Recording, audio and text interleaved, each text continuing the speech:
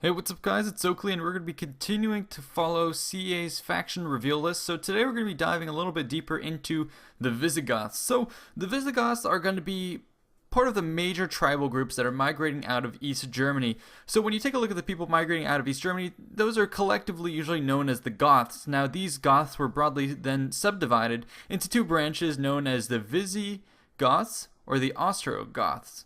So those characteristics and those names are perhaps not really, don't necessarily describe the tribes or how they would have identified themselves. It's a term that came up later on in history, and some scholars even postulate that the Visigothic identity emerged only when the multi-ethnic barbarian contingents that were, sweeping across the continent. That identity only really emerged when they were forced to band together once they entered the Roman Empire. So the idea of these Visigothic troops and factions, existing before, it's very hard to conceptualize that, and the individuals themselves wouldn't have said that they were Visigothic or even Gothic, and that identity, like I said, only really happens and develops later on.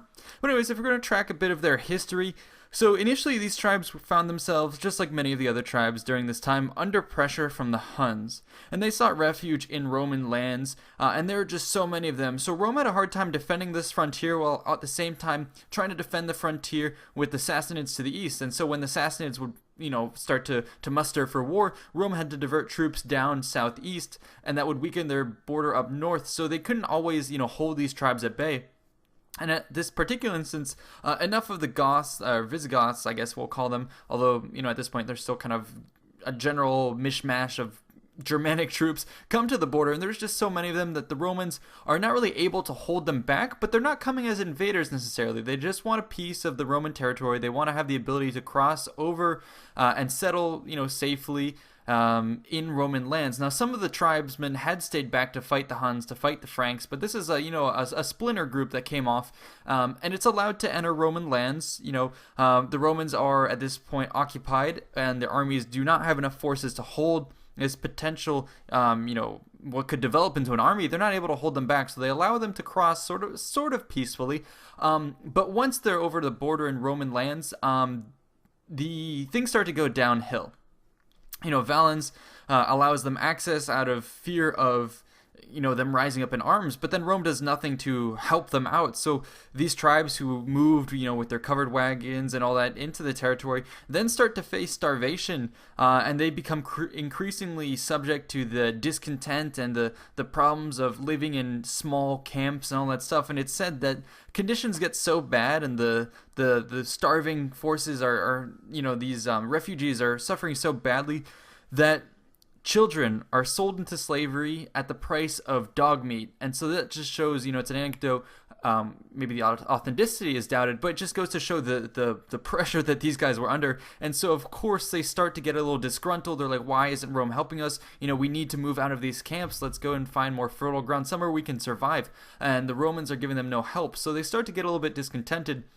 And then the Romans decide that they need to control the situation. And the commander, Lupicinus, actually tries to have some of the key Gothic leaders killed. He invites them to a banquet, and he's gonna, have a trap to kill all of them.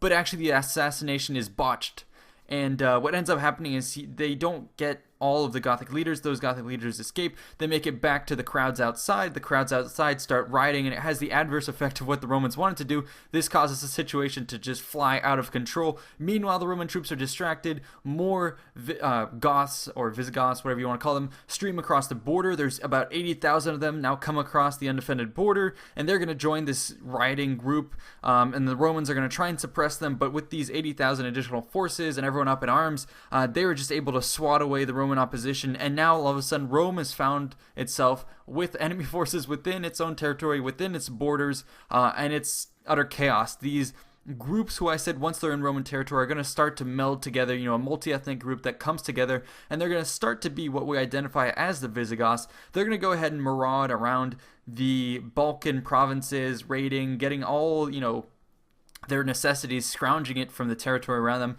and just moving around a lot. And then finally, the Emperor Valens is going to try and take the field to stop them, and he's going to famously meet these troops and, a host of other forces at the Battle of Adrianople. However, we'll cover this in another video down the road, but he and his army are completely destroyed. It just goes to show the power and the strength of these tribes and how Rome was right to fear them.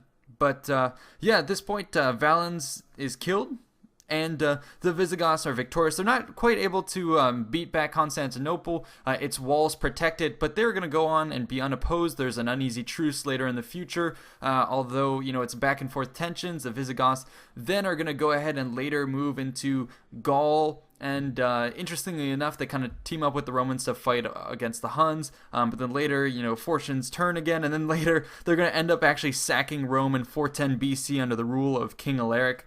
And eventually, they're going to make their way down to the Iberian Peninsula. So these are pretty formidable troops. The Gothic forces were probably going to be really tough troops, well-armed and armored. And they would often be found sporting lamellar armor, which is to say it's kind of plate armor that you put on top of underlying garments of leather and other durable material, which made them really tough, you know, hard and good armor that they would sport. And then they would also have often chainmail and whatnot. So these are no longer, you know, the bare-chested barbarians. These guys are, you know, packed with armor, well-crafted stuff. They're actually known for their metallurgy, so they can craft really good swords. And of course, as we see with a lot of these Germanic tribes, basically the wealthy and elite warbands are always going to have the best armor that they can get, and these are going to form the core of the armies. And then around this, you're going to see a mix of mounted troops that are relatively heavily armed, and then more lightly armed and armored troops. Who form the filling of the ranks, basically the rank and file. Just like we saw with the Vandals, it's going to be the bulk of the troops are going to be more lightly armed, but then at the core you have heavy cavalry, you have skirmishers, and you have, of course, the well-armed nobles and their surrounding contingents of warbands. The Germanic forces also were seen to, and this is well recorded, before battles would take place, they would often have to settle blood feuds, and so you'd have champions from the various armies come out in front, duel it out before the main armies clash. So that's the kind of warrior mentality and the warrior skill that Rome is going to have to be faring with. So initially when the game starts, the Visigoths are going to be placed right over by Constantinople. This is where they're going to be raiding around the Balkans, and then hopefully as a historic battle, we'll see the Battle of Adrianople.